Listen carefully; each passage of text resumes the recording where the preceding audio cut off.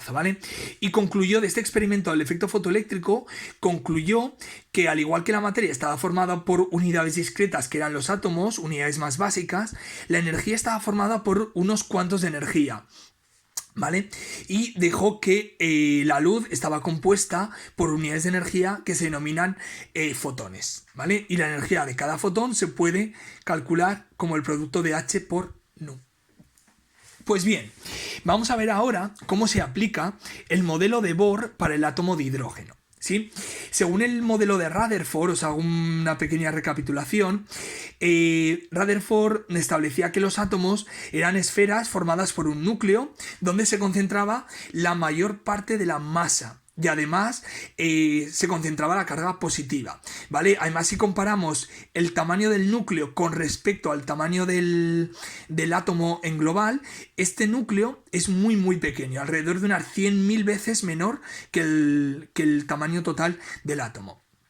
Por lo tanto, además establecía que los electrones estaban en un movimiento alrededor del núcleo y se mantenían ligados por atracción electrostática entre el núcleo con carga positiva y el electrón con carga negativa. ¿Cuáles son las limitaciones de este modelo de Rutherford? Pues lo primero, al no decía que como los electrones orbitaban en cualquier posición a lo largo alrededor del núcleo, al final lo que harían sería perder energía y acabarían impactando contra el núcleo, ¿vale? Y esto implicaría que como el electrón va pasando por todas las posiciones hasta impactar con el núcleo, emitiría radiación de cualquier longitud de onda, por tanto, radiación en cualquier frecuencia. Pero esto no está de acuerdo, ¿vale?, con los espectros discontinuos que se observan para los átomos, ¿sí? Es decir, no se observa un espectro continuo, sino que emiten solamente radiación en determinadas frecuencias. Por tanto, este modelo de Rutherford presenta algunas limitaciones. Pues bien, Bohr lo que hizo fue, partiendo de este modelo de estructura nuclear del modelo de Rutherford, incorporó esas ideas sobre cuantización de la energía, ¿vale?, basado en la ley de Planck, y lo incorporó dentro de su modelo, que explicaba muy bien cómo era el espectro de hidrógeno, de emisión de hidrógeno, porque en el espectro de emisión de hidrógeno se observaban solamente unas determinadas líneas, ¿vale? Así pues, lo que hizo Bohr fue establecer un modelo, digamos, de capas electrónicas, en la que dijo que los electrones solo podían girar en unas ciertas órbitas, no en cualquier posición alrededor del núcleo, como decía Rutherford, sino que los electrones solamente podían girar en unas ciertas órbitas con un determinado radio y que tenían una determinada energía, ¿vale?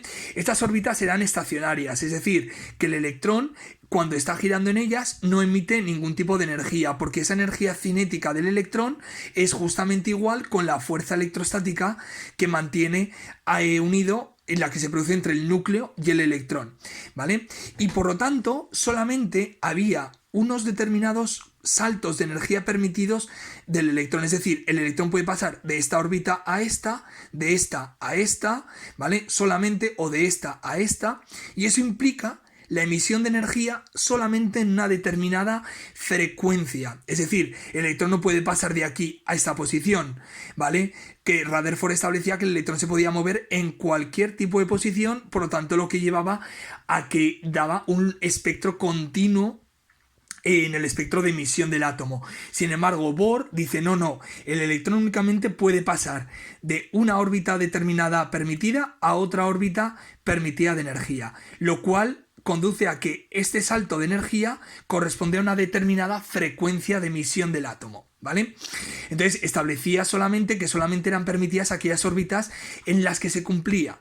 Esto no es muy importante, no os lo van a preguntar en la EBAU, pero os lo explico para que tengáis un conocimiento general, ¿vale? Se cumplía en las que el momento lineal del electrón, es decir, m por v, el producto de m por v, multiplicado por el radio de la órbita, era igual a un número entero de veces esta constante, h partido 2pi. Es decir, solamente eran permitidas aquellas órbitas en las que m por v por r era igual a un número entero de veces h partido por 2pi. H es la constante de Planck y n es un número entero que equivale a un número cuántico, ¿vale? Por lo tanto, este modelo de Bohr para el átomo de hidrógeno nos permitía calcular cuáles eran los radios de las órbitas circulares y la energía del electrón en cada órbita, ¿Vale?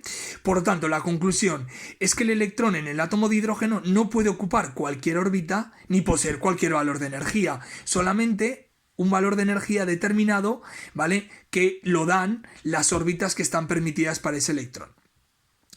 El estado de mínima energía, es decir, el átomo de hidrógeno tiene un solo electrón, por tanto el estado de mínima energía se va a denominar el estado fundamental, ¿vale? Digamos que el átomo de hidrógeno, si está en un estado fundamental, va a ocupar la capa número 1, más cercana al núcleo, eso sería un estado fundamental, pero que si el electrón en el átomo de hidrógeno ocupa una órbita diferente, por ejemplo, porque lo excitamos con luz y pasa a ocupar una órbita superior, este electrón estaría en un estado excitado. ¿Vale? Una capa superior a n mayor que 1.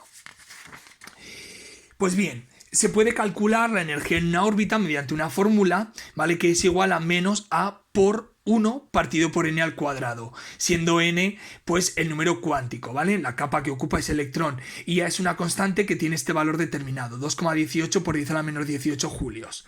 Por lo tanto, ¿qué es lo importante conocer del modelo de Bohr? Que cuando un átomo de hidrógeno absorbe energía, el electrón pasa a un nivel energético superior.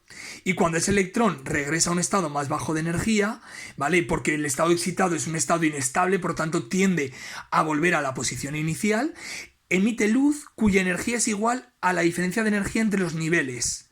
Y se puede calcular, por lo tanto, según esa diferencia de energía entre una órbita y otra, se puede calcular cuál sería la frecuencia asociada a esa diferencia de energía. Es decir, si yo en el átomo de hidrógeno, ¿vale? Esta sería una capa, esta otra, si el electrón está en esta posición y yo lo excito a una capa superior, el electrón se va a excitar, ¿vale? Va a pasar a esta órbita superior, pero cuando el electrón regrese a su estado fundamental, en este regreso, ¿vale? El electrón va a emitir radiación con una energía determinada, la energía que corresponde a la diferencia de energía entre estas dos órbitas.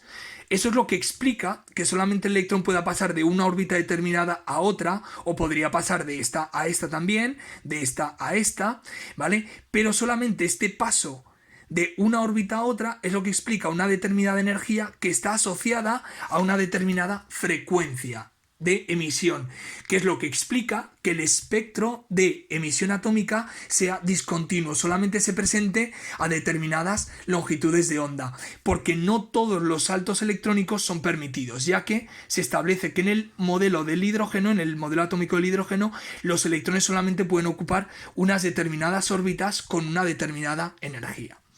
Por tanto, este modelo de Bohr para el átomo de hidrógeno nos permite, ¿vale?, conocer cuál es la diferencia energética entre dos niveles. Es decir, conocer cuál es la diferencia de energía cuando el electrón pasa de un determinado nivel a otro, y por tanto conocer cuál es la frecuencia de emisión de la luz, ¿vale?, en ese determinado caso. Fijaos, este modelo nos interpreta muy bien el espectro de emisión del hidrógeno, es decir, las líneas del espectro que están asociadas a cambios de energía del electrón a pasar de una órbita a otra, ¿vale? Aquí tenéis, pues por ejemplo, os he puesto aquí el espectro de emisión del hidrógeno, ¿lo veis? Serían todas las líneas de frecuencia de emisión que corresponden a las diferencias de energía entre niveles energéticos entre las diferentes órbitas. Por ejemplo, no os van a preguntar esto en la EBAU, pero os lo pongo como ejemplo. Si nos dijeran calcular la energía emitida cuando un electrón pasa de un nivel energético n5 hasta 1, n igual a 2, podríamos calcular mediante la fórmula anterior cuál es la diferencia de energía entre esas dos órbitas, es decir, cuál es la energía, ¿vale?, emitida cuando el electrón pasa del nivel energético 5 al 2. Podríamos relacionar esta diferencia de energía con la frecuencia de luz que ese electrón emitiría al pasar de esa órbita de mayor energía a una órbita de menor energía n igual a 2. ¿Vale? ¿Qué ocurre? Que este modelo de Bohr para el átomo de hidrógeno funciona muy bien solamente para este átomo, ¿vale? Pero no es capaz de explicar el espectro atómico de emisión de otros átomos que tienen más de un electrón, por tanto no puede explicar el espectro de emisión ni del sodio, ni del potasio, ni del mercurio, ¿vale? Porque solamente funciona este modelo de Bohr para el átomo de hidrógeno con un electrón, ni tampoco explica la capacidad de los átomos para formar enlaces químicos. Por lo tanto, con estas limitaciones era necesario plantear un modelo atómico alternativo, que este va a ser el modelo mecanocuántico, que sí que es de utilidad general para todos los átomos, que será lo que os explique en la siguiente sesión.